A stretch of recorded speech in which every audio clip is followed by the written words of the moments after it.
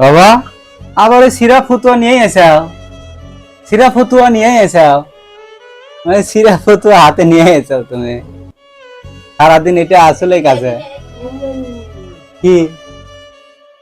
হ্যাঁ, এটা নতুন ফতুয়া থুয়ে দিছি, কালকে ধুইয়া টুইয়া তারপরে পড়বে।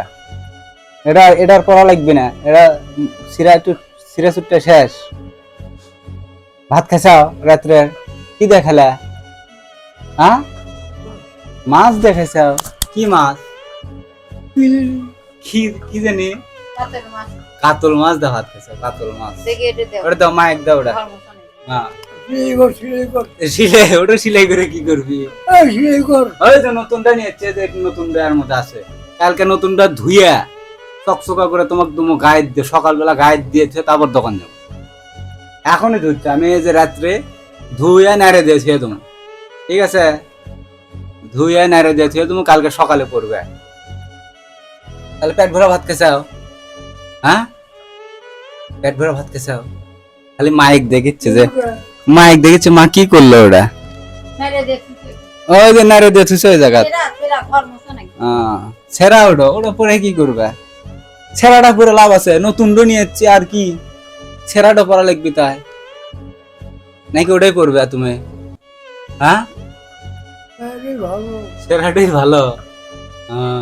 ছেঁড়াটা পরা যাবি না, নতুনটাও ভালো। থাকো, ছেঁড়াটাই পড়বি আমার বাপ। দেখছেন কি কথাবার্তা কয়?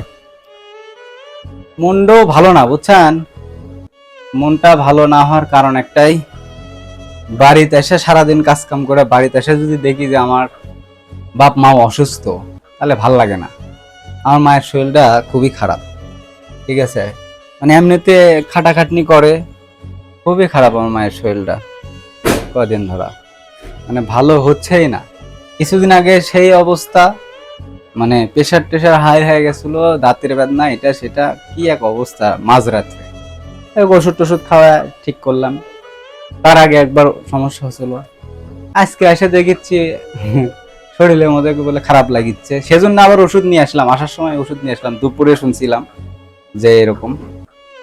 এখন মা করছে তাড়াতাড়ি খাওয়া দাওয়া করে আমিও শুয়ে পড়বো, শরীর ভালো না। তাইলে আমার মনটা কেমনে ভালো হবে? বাসায় এসেই দেখি যে বাপ মা অসুস্থ। কি আর করার। যাই হোক, আপনাদের কাকা কাকিমার জন্য আপনারা দোয়া করবেন, আশীর্বাদ করবেন, যেন তারা ভালো থাকে, আমি যেন তাদেরকে ভালো রাখতে পারি, আমার ফ্যামিলিকে যেন ভালো রাখতে পারি। তো এটাই, কিছু আর করার নাই, সবকিছুই কপাল। তো অবশ্যই ভিডিওগুলো আপনারা দেখেন, তার সাথে একটু শেয়ার করে দিবেন। ভালো থাকবেন, টাটা।